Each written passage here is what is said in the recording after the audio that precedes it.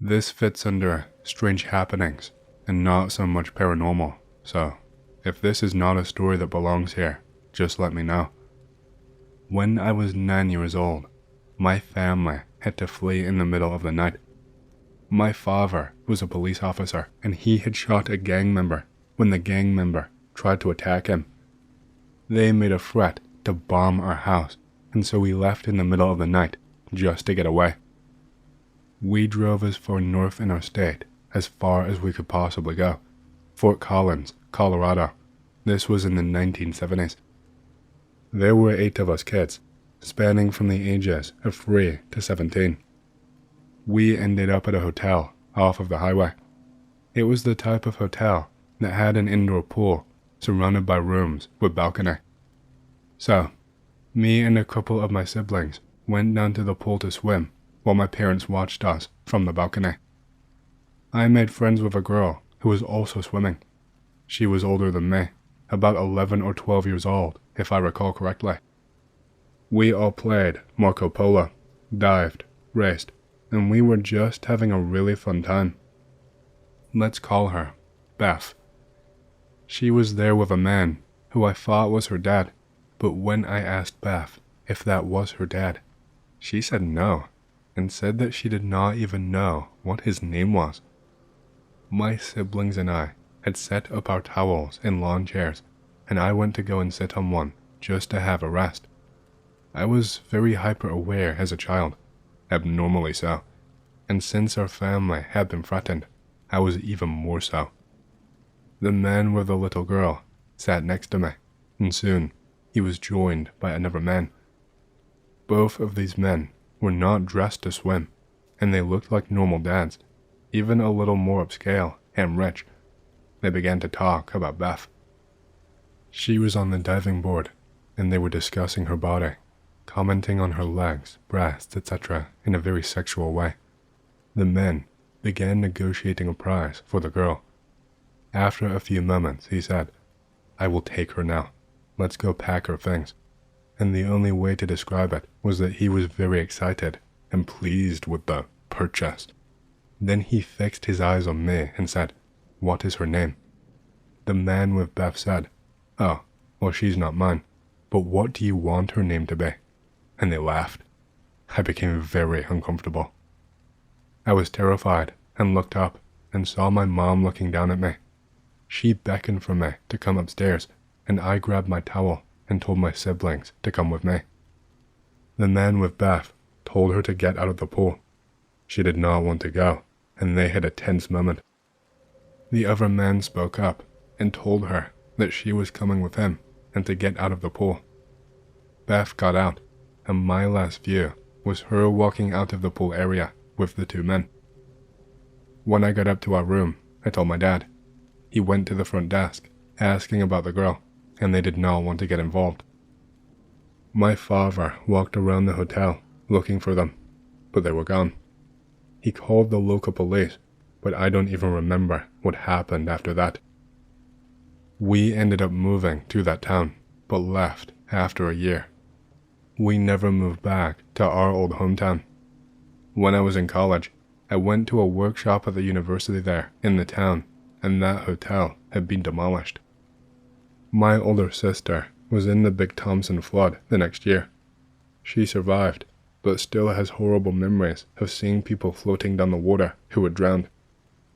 I am sure that girl was sold to the other men. It was a very strange occurrence, and I always wonder about her. The 1970s were a really fucked up time, with serial killers and kidnappings and all kinds of horrible things. It was a strange time to be a child. I saw a lot of weird things, and I was also the victim of attempted kidnapping twice in my life. One when I was 13, and one when I was 14. I also remember seeing a man that resembled Ted Bundy when I was a little girl in Colorado. He was getting coffee at a roadside mountain cafe, and we made eye contact as I walked in to get hot chocolate. His eyes were evil. I hope some of you found this interesting. I am 54 now, and my sisters all have similar stories of attempted kidnappings and odd occurrences in the 1970s. Like, my sister and her friend were hitchhiking and were stalked by a UFO or a strange drone from a nearby military base. Cabin story number 1. Not sure if paranormal. Dad owns a casa. It roughly translates into cabin near the nicer parts of Tijuana. It's out in the middle of the desert, between Tijuana and El Paso, almost outside Tijuana actually. Despite being in Mexico, and we all know the state of public safety in Mexico right now, it's actually a pretty safe area. I do believe my dad pays off protection money to some cartel boss, or is at least on some good terms with a higher up, because nobody ever bothered us when vacationing there, even at the height of the Zeta violence spray and kidnappings. I was about 14 years old when this happened. It was about 2 days since we had come down from San Diego. Dad was drunk on tequila by the pool. Mom was sleeping in that day, so I took out my dirt bike and went riding along the desert. I never went too far, but this time, I wanted to try and jump a few dunes that was far away, but still within sight of the casa. Besides, it was also near a neighboring village/small town, and I also had a lot of friends there. I had been having fun there for a couple of hours, when I noticed that at the foot of one of the dunes sat an old lady in a white floral dress. Being a well-educated kid, I went down to check on her because this was the middle of the desert in the afternoon sun, and no place for a frail abuelita. So, I approached her and even called out to her, and she immediately turned to me with the widest grin I ever saw. We chatted for a bit. I just wanted to know if she was okay to be sitting out here in the sun for no reason. But the lady kept dodging my questions and just calling me mijo and saying how healthy I looked and your usual grandma nonsense. Since I thought she was senile at this point, I wanted to head back home, but now, Abuelita had hooked her arm through mine and was trying to turn me around in some unspecified direction, telling me that she was gonna fix me some snacks. Then, out of nowhere, I realized little Abuelita here is dragging me towards the shack. Where did this shack come from? I am positive it was not there, as I wrote in earlier, and I did not see it anywhere. I am positive I actually rode through the area the shack was. So I tried to wrench myself free, but I couldn't. I told Abuelita to let me go, to which she kept saying, "Come, come," over and over again in a monotone voice. When we were about 30 feet away from the shack entrance, I was able to pull my arm free and book it to the bike. I maybe ran about 100 feet to where the bike was. I actually sprinted. I was thinking this was some cartel shit and that I was gonna end up in the desert without a liver. I jumped on the dirt bike, and as I turned to look, fucking Abuelita is coming at me, fast. Not running. She was walking stupidly fast, head held down and cane held in front of her. I mean, when I say fast, I mean fast. I noticed she was making a low hissing noise, so I fucking speed off out of that place and left. When I reached the casa, I decided to turn back, and since I had lost sight of Abuelita, tried to do a wide circle around the area to see what was that. After all, how the fuck is some old Mexican lady gonna hope to run after a bike? I was doing wide circles around the dunes, coming around a curve that would soon show me the shack she tried to drag me to. When the area came into view, the shack had disappeared. Gone. Nada. Desaparecido. Missing. It was not there. Scratching my fucking head, I turned to the side, and I see fucking Abuelita just dead sprinting in my direction from the fucking desert that was fucking empty just 1 minute ago. I felt like the fucking Ghost Rider, legging it out of there as fast as I could on my little dirt bike. I was genuinely so goddamn afraid I did not even return to the casa. It was in the same desert after all. I rode my way all down to the villa to a bar that my dad used to frequent, and used to call both my dad and La Policia. La Policia never bothered to show. Kid calls about weird old lady in the desert. Who the fuck is gonna come? Dad showed up 2 hours later, hungover, not to pick me up, but to drink some more. On the bright side, the bouncers, Chiruto and Asa, were sympathetic and told me that there are still people in Mexico that believe in las brujas, witches, and occult powers. It was in their culture, and while they could not decide whether they believe it or not, they explained that there was in fact a local legend about a bruja who lived out in the desert and would fetch children and teenagers for torture and harvesting their organs. Oso himself said he had seen a lot of weird crap out in the desert/wilderness and told me to avoid those areas until I had become an hombre for which brujas had no interest in besides trying to seduce. Anyway, that is my share. I have other stories down from old Mexico, but only one of them is remotely paranormal. Okay, I got one. I am posting from my phone, so green text is a luxury I may not be able to afford, but I will try. Be me, 17-year-old in Boy Scouts around 1998/1999-ish. Doing low-impact hiking/camping for a solid month in Philmont, New Mexico. Been waiting for this for so damn long. Finally get to do this. It's like a rite of passage for people in Boy Scouts who take it seriously and get something out of it, aka pre-army training.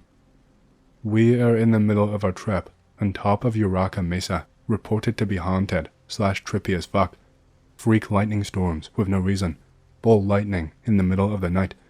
Hike for hours to only travel 5 feet when you turn around to hike back kinda shit. Well, I can confirm some of this shit, but not all of it. We get to the top and stop for lunch. Fuck yeah, shitty trail mix MREs. Tastes like heaven though, cause it is the best food that we have. I finish my lunch first, and nature calls. Time to water the lawn. Excuse myself from the group.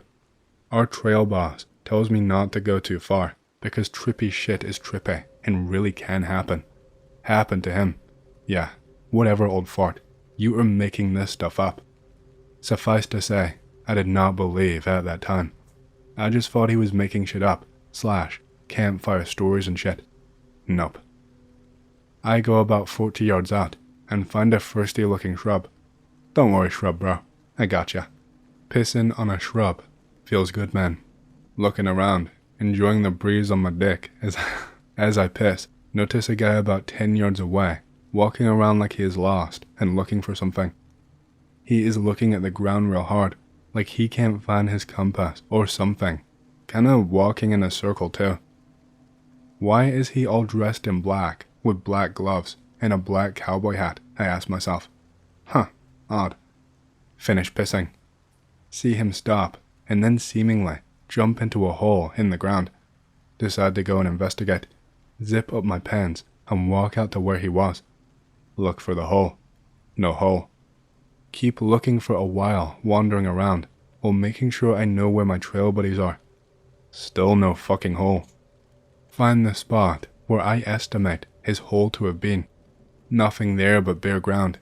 Everywhere else is vegetation, grass, shrubs and shit. Figure out it's probably a trap door or some shit that they used to jump out of and scare the shit out of hikers. Stomp on it a couple of times. Nothing. Decide to stand on it and jump a few times to let them know I found it. Nothing. Yell down. Hey, I know you're in there. Come out and talk to me. Suddenly get a cold feeling all over. Wind from fucking nowhere. Has not been windy all day long, not even a breeze. Sky goes dark, like the sun is setting, but no stars, no clouds. It is a clear sky, sunny day. Start feeling weak and sick. Vision starts to blur, like I'm going to pass out. Stumble off of the spot. Everything snaps back to normal, and I feel perfectly fine. The fuck was that? Calmly nope the fuck out of there, and walk back to where my trail bros are. I walk calmly, for fear that if I move quickly, it will know I am scared, and come and get me. I was kinda in shock at the whole event, okay? Go easy on me. Check time. Oh shit, it's been a full hour. They will be pissed as fuck. Oddly, it takes less time to get back than it took me to get out to my piss bush. See them in the distance.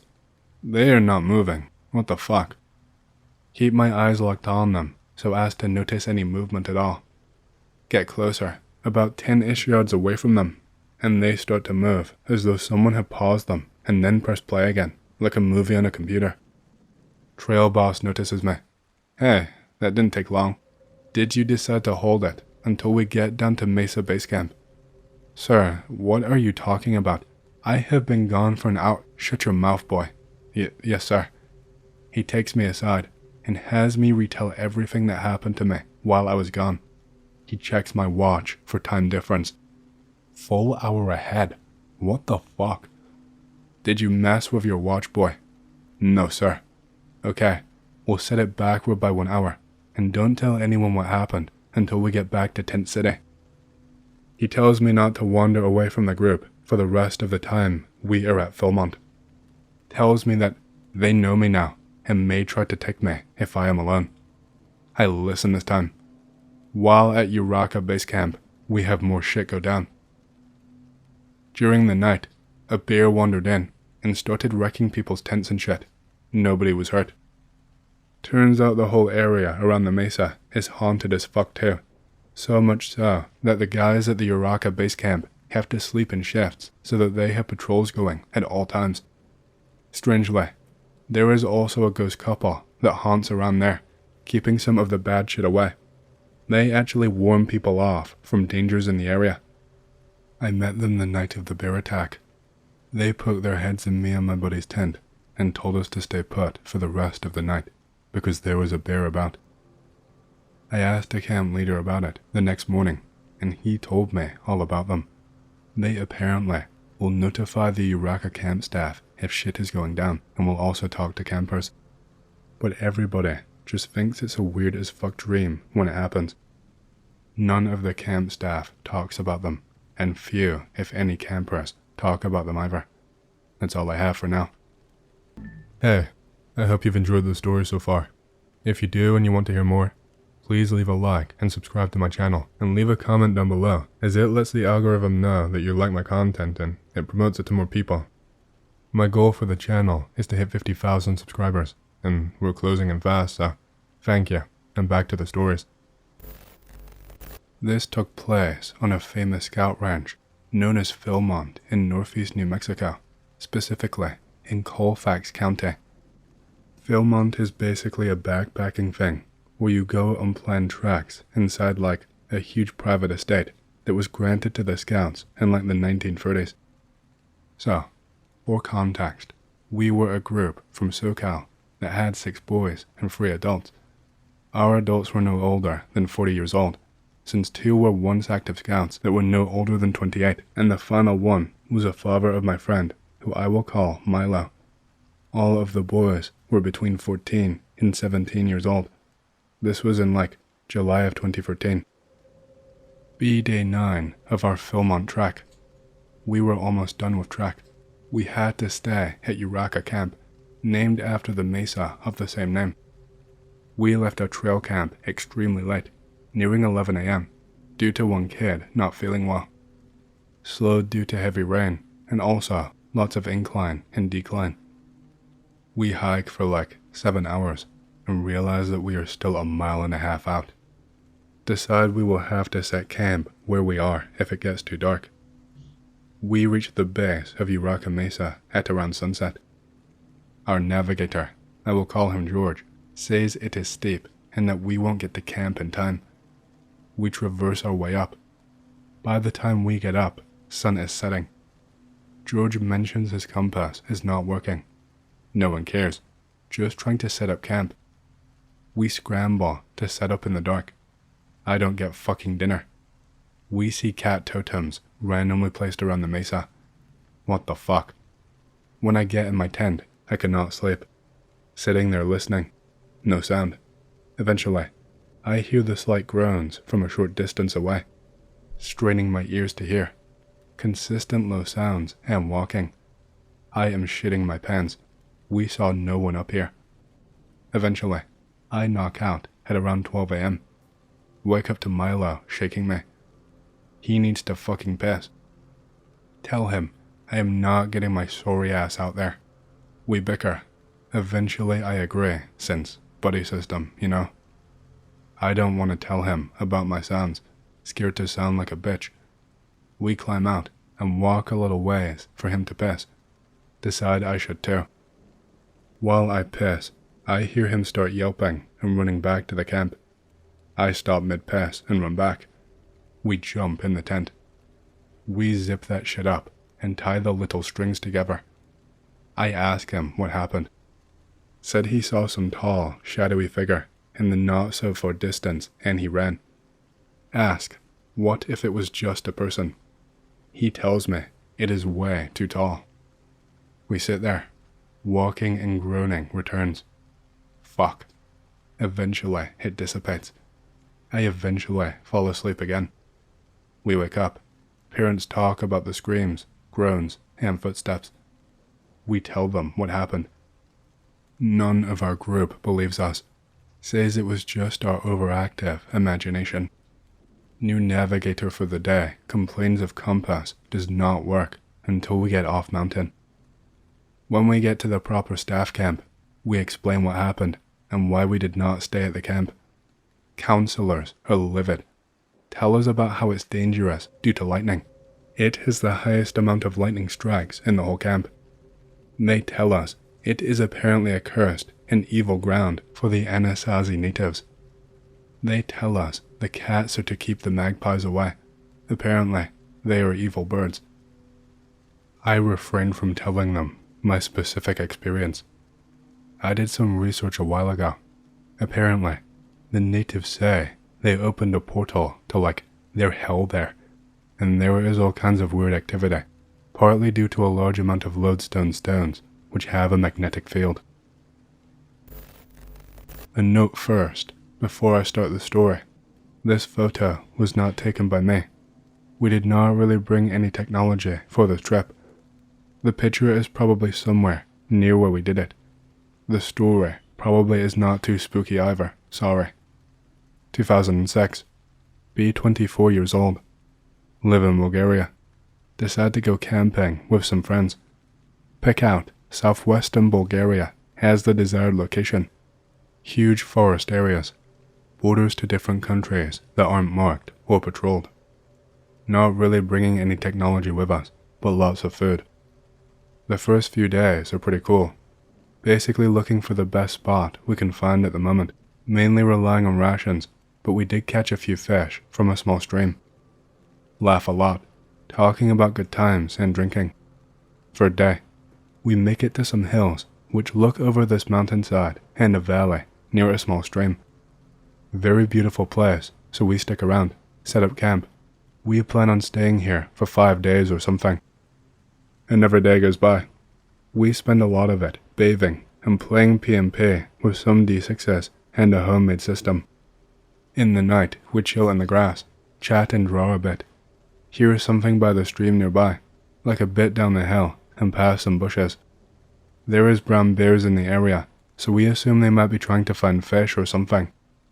We pull back to the top of the hill, then yell a bit to keep them from wandering up here. The thing books it out of here loudly, which seems a bit odd. Shrug it off as nothing. We don't really have trash out by the campsite, so we should be set. Night goes by quietly, clear sky and everything. Next morning, we bury the food.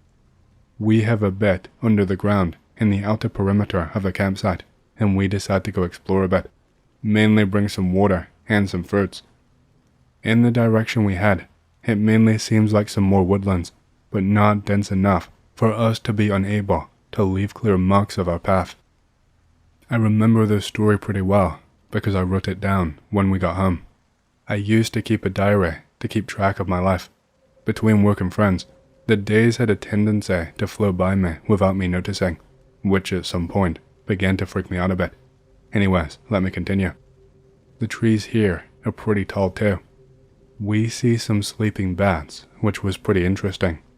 Unfortunately, we woke them up and they all flew away. Found some blueberries too. Around 12, so we sit down and grab a drink and eat the berries that we found. Talk a bit about life. One of the guys, Milan, says he thinks we should be careful if there is bears around. He does not like it too much. Another friend jokes that it was probably not bears. We chuckle a bit, but eventually agreed to stay together and focus on not having food laying around and stuff, not like we did before. Continue onwards. The place gets really hilly for a bit. The forest thins out. Trees are a bit shorter, younger. After walking around for a bit, we reach a more flat area, still with short trees. There is a super downtrodden graveyard here. No road or any paths. Most of the names are unrecognizable. Evdokia Lazarov, a lovely mother and wife. Silva Lazarov, a kind and beloved daughter. 3 other gravestones. One is pretty much completely broken. The other 2 only has a few letters readable. Look around for a bit. We all think it's pretty cool, but one of the girls and I find it a bit unsettling too. Very close by, there is a small spot with no trees. Move the leaves around a bit, find some spots of stone. Assume it's a building foundation or something. Dig around for half an hour. It is about time we go back. Still feel a little bit uncomfortable, like the feeling of being watched. We head back over the hills with ease. When we reach the more foresty area, we follow the red snares we've been hanging in the trees. Don't see as many animals or birds anymore. Still a few here and there. Hear rustling again. Bears? Someone immediately asks. One of the girls yell for it to basically fuck off. As soon as she does, it books it again. It still makes a lot of noise just by running. Hard to identify whether it's a bear or a deer. When we reach the small collection of berry bushes, which was still rich with berries, it was completely cleaned off. Silva jokes that it is not happy that we stole its berries. I laugh a bit, then realize how uncomfortable everyone else is about it. Perhaps I was just coping with it. I am still not really sure. A few of the red threads have been pulled down, the ones that hung on thin branches mainly. The guy who had been doing it, Milan, says they usually fell down because of the wind if he had not tied it tightly enough. We know it's just bullshit. I do anyways. The rest of the trip back was pretty tranquil. I felt a lot more at ease. Seems like the others did too. The camp was still alright, and it is pretty much getting dark, so we light a fire and prepare some rations and stuff. The buried food crates were fine. Anyways, that is pretty much how far the spooks went. We were a bit uneasy, and I'm sure most of the others had problems sleeping like I did. We also kept watch the next day, but nothing happened. Other than that, the rest of the trip was pretty nice. We went hiking after. The other girl drew a pretty good sketch from the top of the small mountain, and my barbarian was the first character in our PMP campaign to die that day. RIP for a four-step. Once again, sorry that the story is not that spooky. Okay guys, I have got a fresh story for you. Be me, 16 years old at the time. Get invited to house party with the rest of my year. Best friend is invited. We are so close, she is like a sister to me. Later that day, at about 6 p.m. Chilling at friend's house, getting ready for the house party. Best friend, let's call her Jane, goes outside for some fresh air because she feels sick. Jane is out there for at least an hour. I go see her. I ask her why she is still out here. She just stares at me with no expression. Are you okay? She just stares at me. I take her inside. Now, let's fast forward 2 hours to about 8 p.m. Jane does not look right. She insists she is fine, and we head to the party. As we are walking, she starts laughing. Now, this was not her normal laugh. It was really low-pitched. She pukes and carries on walking. 10 minutes later, Jane falls over, so me and another friend carry her the rest of the way. She smells like sulfur. 10 more minutes later, we arrive at the party. We set her down on the couch. We look away for 5 seconds and she is gone. What the fuck? We look for her everywhere and finally find her staring at the fence in the backyard. We try to touch her, but she shakes and does that weird, low-pitched laugh. We leave her and ask the host of the party to take her in for the night and take care of her. We walk home, slightly drunk. As we get home, we see Jane sleeping on the couch. and we scream and almost cry. She wakes up. We ask her how the fuck she got here without us knowing. She said she never went to the party and all of that. After getting some air, she had to lie down on the couch and only woke up as we screamed. I ask you this, X. What the fuck did I carry that night?